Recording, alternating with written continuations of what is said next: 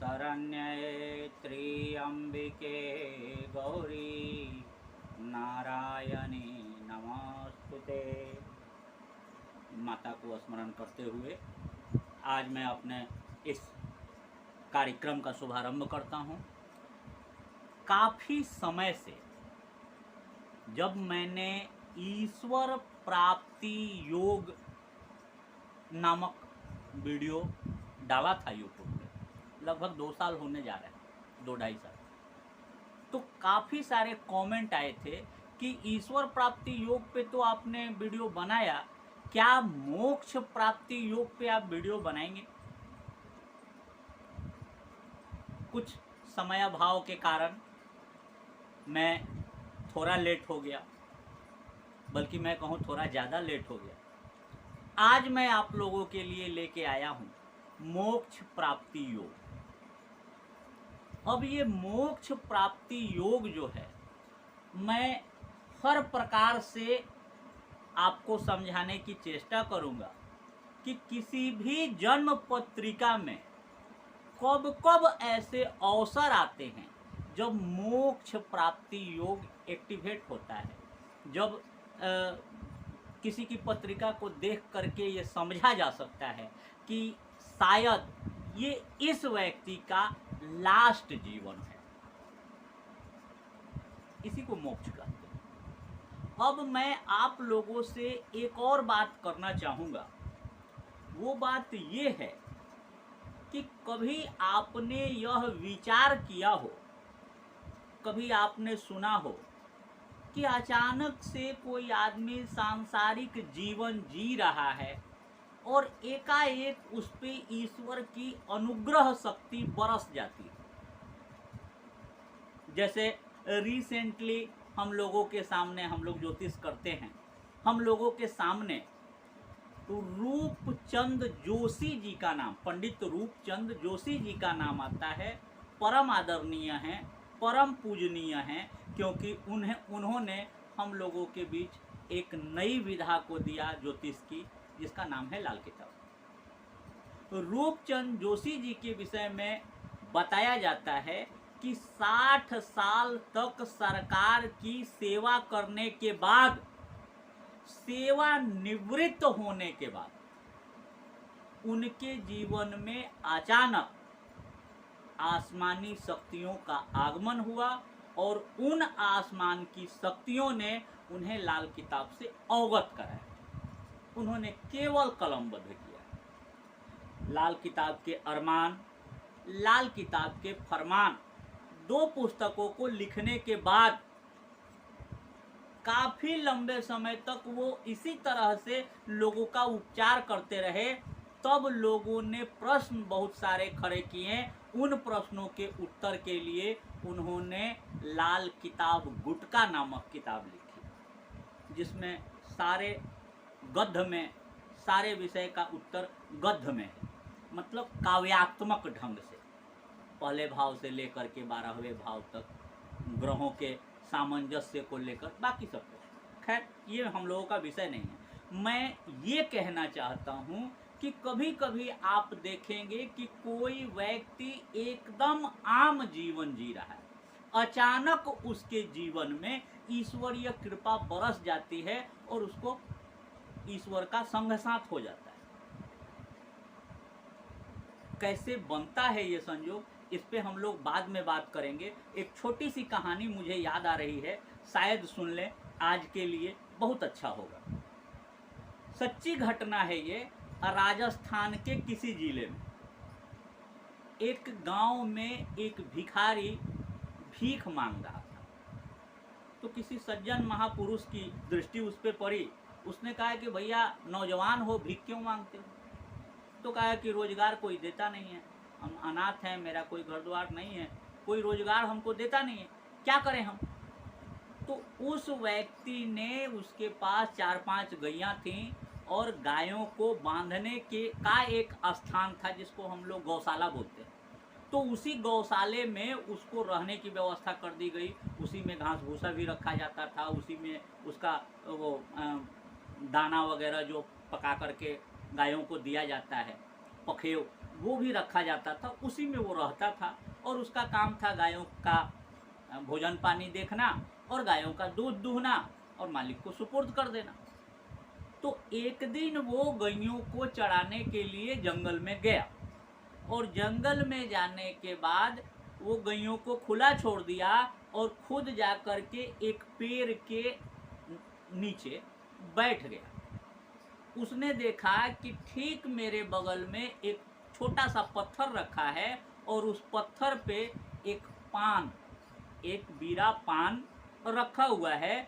और उसने क्या किया कि उसको ये समझ में आया कि हो सकता है कि कोई राहगीर इस राह से गुजरा होगा, उसका पान छूट गया, लगता है यहाँ बैठा होगा, उसका पान छूट गया, वो चला गया।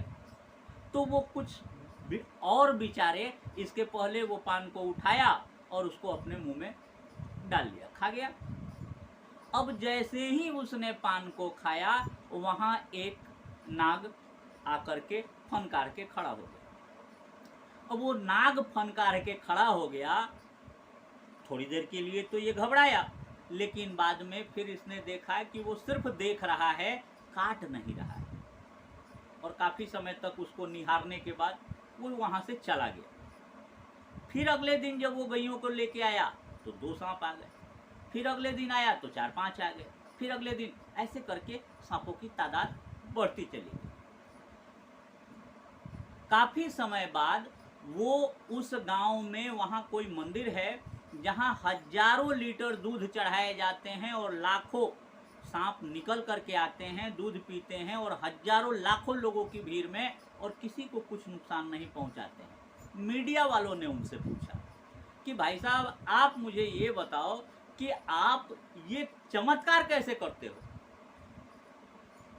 क्या किया आपने कि आपके साथ ये चमत्कार घट गया। वो हंसा और उसने कहा कि ईमानदारी से बताऊं, गलती से एक रोज मैंने एक बीरा पान खा लिया। वो आदमी ठीक बोला। ईश्वर की अनुकंपा बरसती है। मेरा कहने का तात्पर्य सिर्फ इतना है कि ईश्वर की अनुकंपा बरस जाती है कैसे लोगों पे। अब मैं उस पे आपको ले चलता हूं।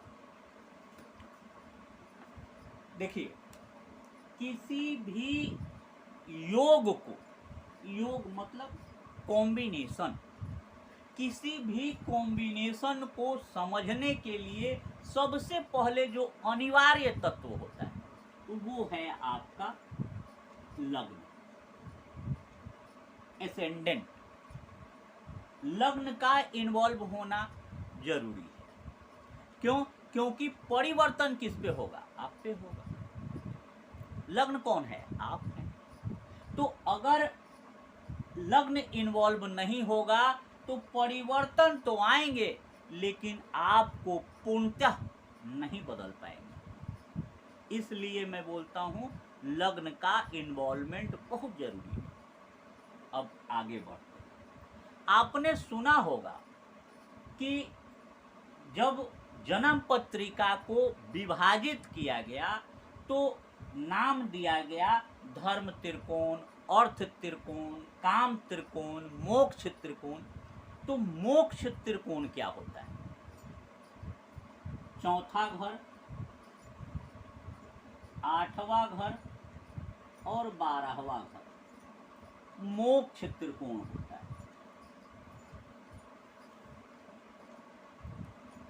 अब मैं दूसरा नियम बताने जा रहा हूं। आपके बृहस्पति अगर इनमें से कहीं जाकर के बैठ, मान लीजिए यहां बैठ गए हैं, ध्यान से समझिएगा, 1 2 3 4 5, 5वीं दृष्टि उनकी इस घर पे पड़ी, 6 7 8 9, 9वीं दृष्टि उनकी इस घर पे पड़ी। बृहस्पति अगर यहां बैठ जाएं, 1 2 3 4 5 6 7 8 9, वही बात यहां है, 1 2 3 4 5 6 7 8 9, यानी बृहस्पति के पास 2 स्पेशल दृष्टियां हैं, 5वीं और 9वीं। केतु के पास भी यही दृष्टियां हैं। दूसरा ग्रह है केतु। केतु को मोक्ष कारक ग्रह भी कहा जाता है। तो एक तो ग्रह हो गए गुरु, दूसरे ग्रह हो गए केतु। अब जो तीसरा फैक्टर है वो है कि अगर आपके चौथे भाव का स्वामी आठवें भाव के स्वामी से संबंध बना ले और आपके चौथे भाव का स्वामी 12वें भाव के स्वामी से संबंध बना ले। संबंध अगर आप जानना चाहिएगा तो उस पर अलग से वीडियो बनाना पड़ेगा, क्योंकि संबंधों को यहाँ बहुत ज़्यादा डिफाइन नहीं किया जा सकता है। संबंध मतलब योग, कॉम्बिनेशन, मोटा मोटी आप समझ। तो ये कॉम्बिनेशन अगर वो बन जाए कि चौथे भाव का स्वामी आठवें भाव से भी संबंध बना ले और 12वें भाव से भी संबंध बना ले, तो ये घट सकता है, जिसको हम लोग मोक्ष कहते हैं। और लग्न से संबंध का होना या लग्न पर दृष्टि होना या लग्न से किसी एक का जुड़ाव होना अत्यंत आवश्यक हो जाता है। अब आप ऐसा समझिए कि चौथे भाव का स्वामी है चंद्रमा, अष्टम भाव में जाकर के चंद्रमा बैठ गया। यहाँ कुछ भी हो सकता है, वो आप देख लीजिए। चौथे यहाँ 4 नंबर लिखा है, यानी कर्क राशि का स्वामी बनते हैं चंद्रमा, वो जाकर के यहाँ बैठ गए और यहीं पे स्व राशि का होकर के मंगल बैठ गया। तो चौथे और आठवें का संबंध बन गया। अब यहाँ जो है गुरु बैठ गए। अब ये गुरु का अपना घर हो ना हो उससे मतलब नहीं। अब गुरु की 9वीं दृष्टि जो है इस पे पड़ गई, तो चौथे आठवें दोनों इकट्ठे थे और 12वें भाव से उन्होंने 9वीं दृष्टि डाल दी, या केतु बैठ गया, केतु की 9वीं दृष्टि यहाँ पड़ गई। तो क्या हो गया, ये आपका मोक्ष एक्टिव हो गया। जैसे अब ये फल कब देगा, सवाल उठेगा, ये फल कब देगा? तो जब इन ग्रहों की महादशा आएगी या अंतरदशा आएगी, क्योंकि ग्रह फल तभी देते हैं जब उनकी दशा अंतरदशा चल रही है। अब केतु एक ग्रह हो गया, गुरु दूसरा ग्रह हो गया, लग्न तीसरा ग्रह हो गया। चौथे ग्रह की मैं बात करूं, शनि अगर अष्टम भाव में आकर के बैठ जाए तो भी मोक्ष एक्टिव हो जाता है। क्यों कहा मैंने शनि अष्टम में आके बैठ जाए? तो आप जानते हो अथवा नहीं जानते हो तो जान लें, शनि को अष्टम भाव में योग कारक कहा गया है। अष्टम भाव में योग कारक क्यों है?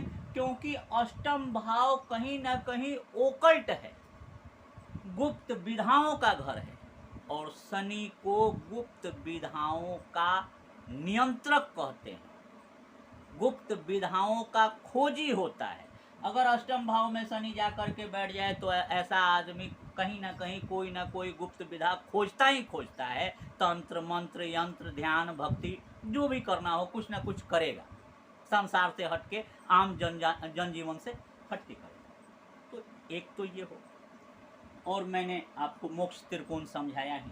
तो कुल मिलाकर के मोक्ष के लिए जो जिम्मेदार ग्रह होते हैं वो लग्नपति, चतुर्थपति, अष्टमपति, द्वादशपति और केतु, गुरु, शनि, ये ग्रह होते हैं, तब जाकर के ये मोक्ष आपका एक्टिव होता है। अब एक और बात मैं आपको समझाऊं।